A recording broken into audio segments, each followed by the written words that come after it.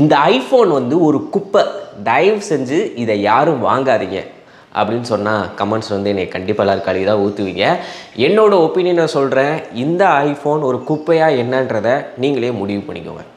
இப்போ என்ன நடக்குதுன்னா, இப்போ ரீசெண்டாக பார்த்தீங்கன்னா எல்லாருமே பேசுகிறது இந்த ஐஃபோன் 16 பெரிய லெவலில் அப்கிரேடாக இல்லை, அது மட்டும் இல்லாமல் அதோட சேல்ஸ் வந்து பார்த்திங்கன்னா டவுன் ஆகிருக்கு, எதிர்பார்த்த அளவுக்கு போகலை அப்படி இப்படின்னு பார்த்தீங்கன்னா சொல்கிறாங்க. அதுக்கான காரணம் என்னென்னா, அவங்க வழக்கம் போல் சேம் டிசைன், எதுவும் ஃபியூச்சர்ஸ் எதுவும் வித்தியாசமாக கொண்டு வராமல் ஆல்ரெடி நம்ம ஆண்ட்ராய்டில் பழக்கப்பட்டதை இப்போ ஒன்று ஒன்றா கொண்டு வந்துட்டுருக்கான். இன்னொன்று ஹார்ட்வேர் ரீதியாக எந்த ஒரு சேஞ்சஸ் அப்கிரேடும் கொண்டு வராமல் சாஃப்ட்வேர் மூலியமாக ஏதாச்சும் ஒரு ஃபியூச்சர்ஸ், அந்த ஹோம் ஸ்க்ரீன் எடிட் பண்ணுறது, ஆப்பிள் இன்டெலிஜென்ஸ் அப்படி இப்படின்னு சொல்லிட்டு கொண்டு வராங்க.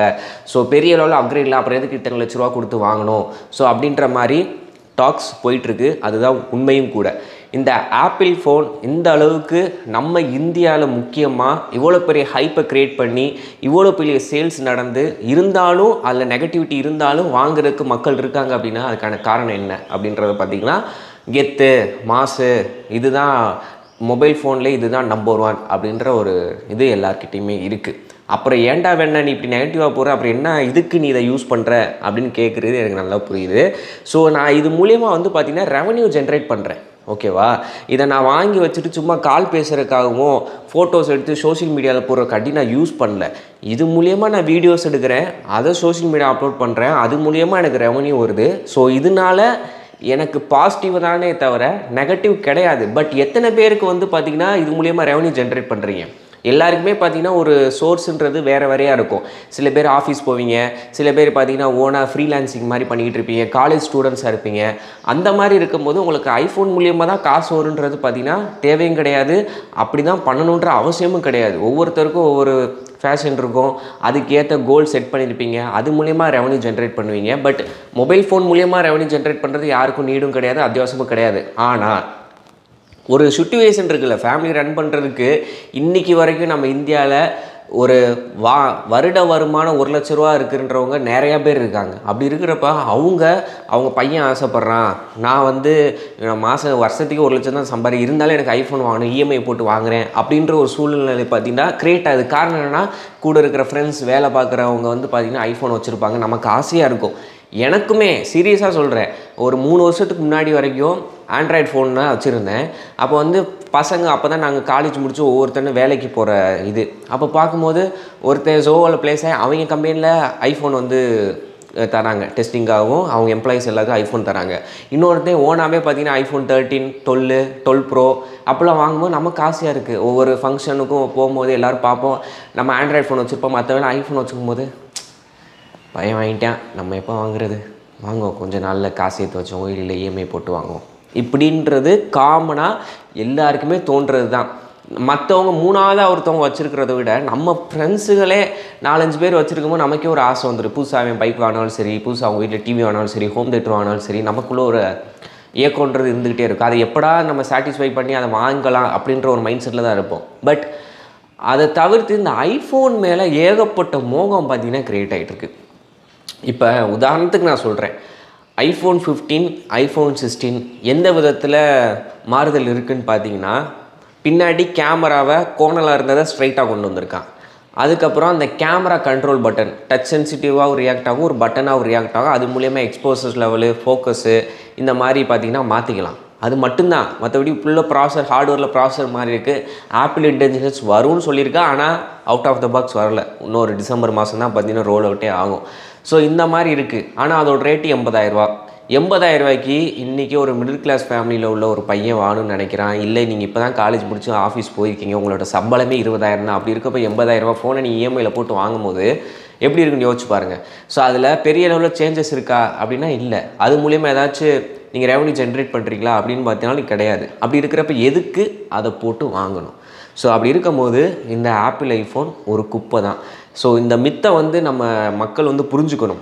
ஆப்பிள்ன்றது ஒரு ஸ்டேட்டஸ் இதுக்காக கிடையாது, அவங்களோட யூசர் எக்ஸ்பீரியன்ஸ்க்காகவும் அவங்களோட யூசேஜுக்காக ஜஸ்ட் ஒரு ஃபோன் தான்.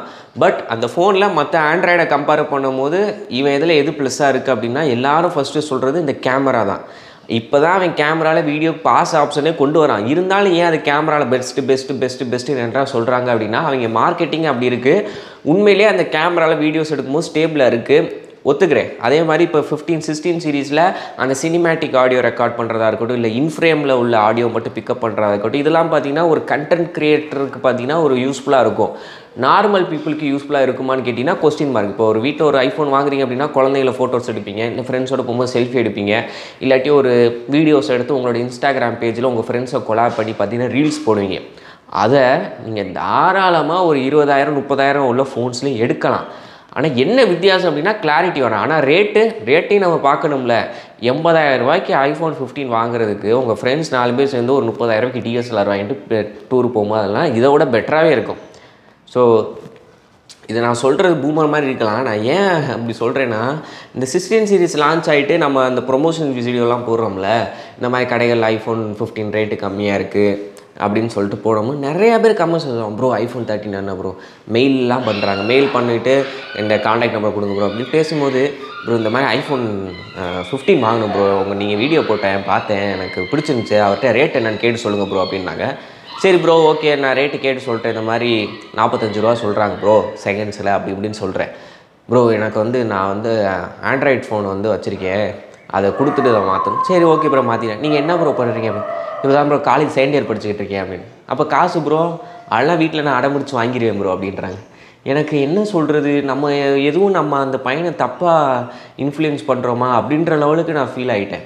ஏன்னா ஒரு காலேஜ் படிக்கிற பையன் 40,000 ரூபாயை அசால்ட்டாக நினச்சிட்டு அதெல்லாம் நான் வீட்டில் கேட்டு வாங்கிக்குவேன் ப்ரோ அப்படின்றப்ப எனக்கு கில்ட் ஆகுது. என்னடா அது, நம்ம வீடியோ பார்த்து நம்ம கமெண்ட் பண்ணி மெயில் பண்ணி இவ்வளோ டீல்ஸ் நான் சரி வேலைக்கு போகிற பையனாக இருக்கும், இல்லை ஏதாவது பிஸ்னஸ் பண்ணுறவங்களா இருக்கும் அப்படின்னு நினச்சி பார்த்தா காலேஜ் செகண்ட் இயர் படிக்கிற பையன் இப்படி கேட்கும்போது எனக்கு ஒரே ஷாக்கு.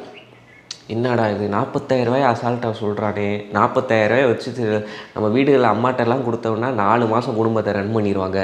அப்படி பார்க்கும்போது ஒரு மாதிரி ஆயிடுச்சு. ஸோ இந்த வீடியோ பண்ணுறதுக்கு மெயின் ரீசனே அந்த ஒரு இன்சிடெண்ட் தான்.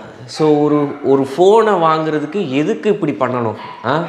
நீங்கள் அடித்து முடிச்சு வேலைக்கு போயிட்டீங்கன்னா ஆட்டோமேட்டிக்காக உங்கள் கம்பெனியில் இந்த ஃபோனை தர போகிறாங்க. அப்படி இல்லாட்டி நீங்களே அசால்ட்டாக உங்களோட 10 days சேலரியில் வாங்கிடலாம். நல்லா படித்து எல்லாம் பண்ணிங்கன்னா இது நான் பூமர் தான் நான் ஒத்துக்கிறேன். ஏன்னா வாழ்க்கையில் சில செருப்படிகள் வரிசையாக வாங்கும் போது நமக்கு ஆட்டோமேட்டிக்காக பார்த்தீங்கன்னா அந்த தத்துவங்கள்லாம் பூமர் மாதிரி வர ஆரம்பிச்சிருது.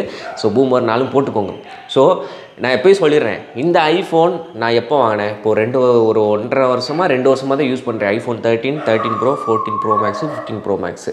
அதுவும் எதுக்காக வாங்கினேன், என்னோடய ஃபுட் சேனலுக்கு லோ லைட்லையும் அந்த வீடியோ எடுக்கும்போது சினிமேட்டிக் வீடியோ எடுக்கிறக்காண்டி வாங்கினேன்.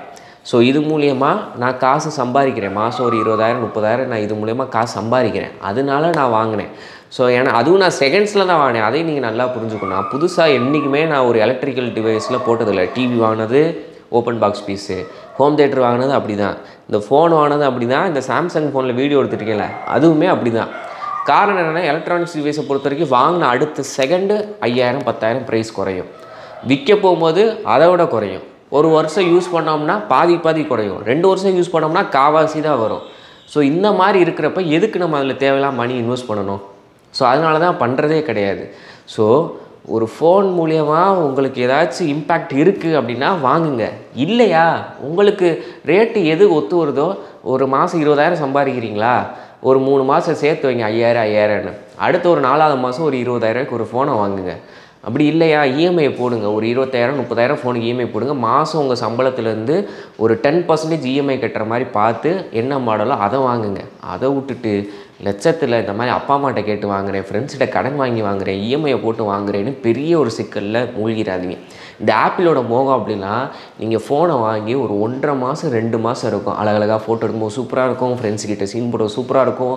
3வது மாதத்துலேருந்து இதுக்கு இஎம்ஐ கட்டுறது, வீட்டு செலவு அப்படி இப்படின்னு பார்க்கும்போது மனசு நூடுல்ஸாகவே ஆயிடுவீங்க. ஸோ இந்த ஐஃபோனுன்றது உண்மையிலேயே நம்ம வருமானத்துக்கு மீறி இருந்துச்சுன்னா இது ஒரு குப்பை தான். நீங்கள் என்றைக்கு ஸ்டாண்டர்டாக ஒரு இன்கம் ஜென்ரேட் வருது அப்படின்றப்போ அப்போது நீங்கள் இந்த ஐஃபோனை தாராளமாக வாங்குங்க. நல்லா தான் இருக்கும், சூப்பராக இருக்கும், பக்காவாக இருக்கும் அப்படின்னு சொல்லிட்டு தாராளமாக வாங்க. அது வரைக்கும் வேணாம். ஸோ இதையே நான் ஒரு 4 வருஷத்துக்கு முன்னாடி எங்கள் அம்மாட்ட கேட்டு வாங்கினேன்னா செருப்பாலே அடிச்சிருப்பாங்க. ஆனால் எனக்கு ஆசை இருந்திருக்கும், அம்மா ஐஃபோன் வாங்கி கொடுங்கம்மான்னு. பட் நானும் அப்படி தான் இருந்தேன். பட் கொஞ்சம் மாறிக்கோங்க, அவ்வளோதான். ஓகேவா? ஸோ நான் பூமர்னே கூட கமெண்ட்ஸில் போடுங்க, என்ன வேணால் போடுங்க. ஆனால் இதுதான் ஃபேக்ட். இது நீங்கள் கொஞ்சம் நாளுக்கு அப்புறம் உங்களுக்கே தெரிய வரும், அப்போ பார்த்துக்கலாம். ஓகேவா? So thank you, bye bye. அதுக்கு மட்டும் இல்லாமல் நம்ம சேனலை மறக்காமல் ஃபாலோ அண்ட் சப்ஸ்கிரைப் பண்ணிக்கோங்க. சூப்பரான வீடியோஸ்லாம் வந்துக்கிட்டே இருக்குது. பை.